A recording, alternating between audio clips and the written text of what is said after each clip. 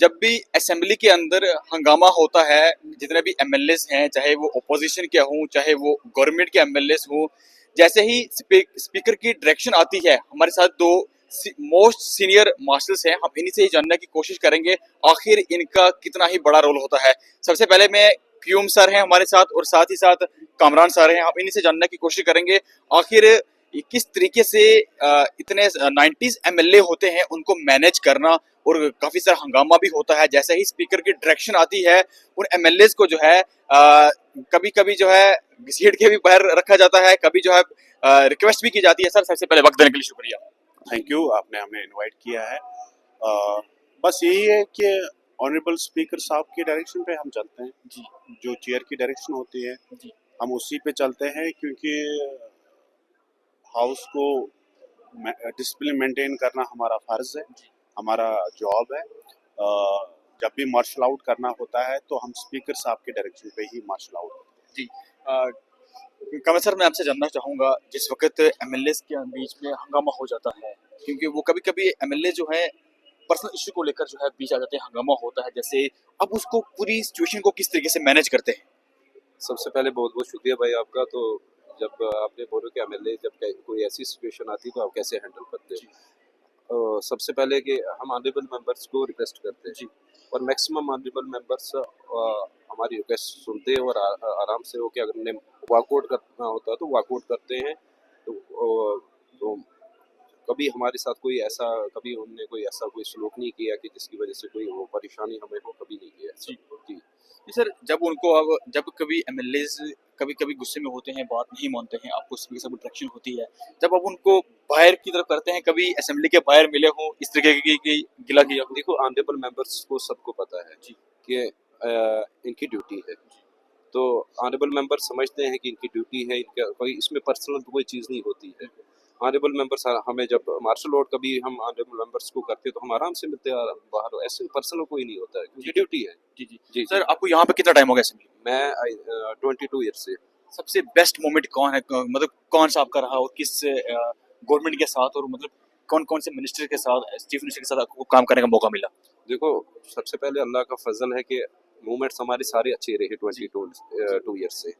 तो मैंने 2005 में भी लगा हूँ। मैंने जनाब मुफ्ती मोहम्मद सईद साहब उनके टाइम में भी काम किया है। उसके बाद जियान आज़ाद साहब थे, उनके टाइम में किया। फिर उसके बाद उमर साहब थे, उमर साहब के टाइम में भी किया। फिर महबूबा मुफ्ती जी आई, उनके टाइम में काम किया। नहीं नहीं, फारूक साहब तो मेरे से पहले थे। तो उसके बाद फिर उमर अब्दुल्ला साहब आए तो इनके टाइम में फिर उनके साथ काम किया। सर अभी आप किस रैंक पर हैं? मैं deputy watch and ward officer. जी, तो आपके अंडर पूरे मार्शल्स कितने होते हैं ओवरऑल, जितने भी? हम आई थिंक 82 83। यहाँ पे जी जी।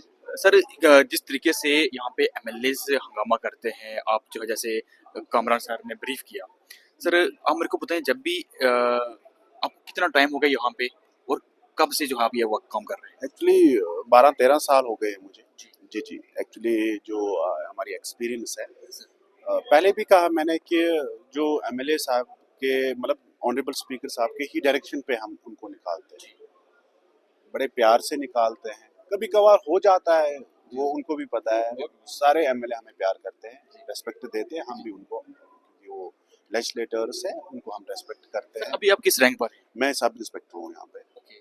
सर अपने आप को अपने फिट पे रखा हुआ है, हैंडसम भी है।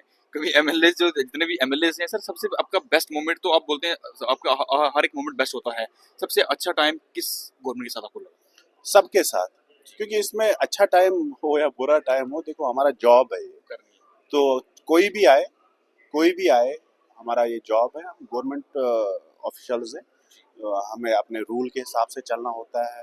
जो कानून है, कानून के हिसाब से चलना। सर आप 24 घंटे सीसीटीवी कैमरास की निगरानी में रहते हैं, कितना बड़ा टास्क है आपके लिए? बहुत बड़ा टास्क होता है, क्योंकि एक ऐसे बड़े इंस्टीट्यूशन में काम करना बहुत बड़ी, मतलब ऐसे चैलेंज है कि आप सोच भी नहीं सकते।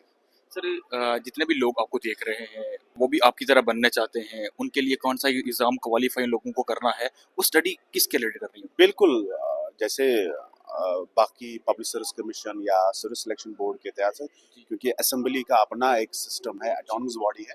तो यहाँ से जब भी फॉर्म निकलते हैं, वो उनके लिए जैसे भी उस टाइम का सिलेबस या जो भी एग्ज़ाम होगा वो उनको क्वालिफाई करना, मेहनत करनी है और क्या करनी है। सर अभी आप एज ए सब इंस्पेक्टर हैं, मतलब कितनी ही आपकी अभी जॉब बाकी है और एंड किस रैंक तक जाएंगे आप? हमारा जो सिस्टम है, अल्लाह ने अगर ज़िंदगी रखी है तो बहुत दूर जाना है हमें।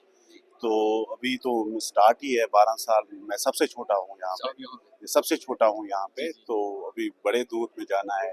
मतलब जैसे हमारे रिंग्स है, जैसे हमारे कमरान साहब ने बोला है, deputy watch and ward officer है, या असिस्टेंट मार्शल्स है, या मार्शल्स है यहाँ पे, या हमारे असिस्टेंट डायरेक्टर्स है, ऐसे ऐसे डायरेक्टर लेवल पे ही जा सकता है। जी जी। जितनी पब्लिक आपको देख रही है, जितनी भी यूथ आपको देख रही है, जो यूथ आपसे इंस्पायर है, क्योंकि सबसे ज़्यादा असेंबली में आप ही नज़र आते हैं और कामरान सर नज़र आते हैं, उन यूथ के लिए क्या मैसेज रहेगा? बस यही कि मेहनत करो और अपने जिस फील्ड में वो जाना चाहते हैं उस फील्ड को थोड़ा आप सीरियसपन दिखाए तो वो इंशाल्लाह अल्लाह ताला कामयाब करे उनको। सर आपने आपने अपने आप को फिट कैसे रखा हुआ है?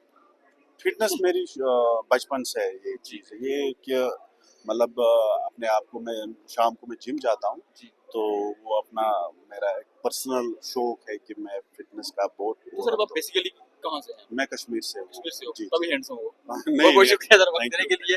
ये तो हमारे साथ मोस्ट सीनियर मास्टर्स जो अब जिस तरीके से असेंबली के अंदर हंगामा होता है, आप लोग देखते हैं कितने जितने भी यहाँ पे एमएलएस हैं, चाहे वो गवर्नमेंट के हों, चाहे ओपोजिशन के हों, उनको जो है मार्च रोड यहाँ पे करते हैं। और मैं आप लोगों से भी रिक्वेस्ट करता हूँ, जितने भी यूथ इन दो नौजवानों को देखती है असेंबली के अंदर, उन लोगों के माइंड में ये बात जरूर होती है कौन सा एग्जाम क्वालिफाई करना है, किसके रिलेटेड करना है, सर ने ब्रीफ किया है। आप लोग मेहनत करें, अगर इस फील्ड में आप लोग आना चाहते हैं, आराम से आ सकते हैं।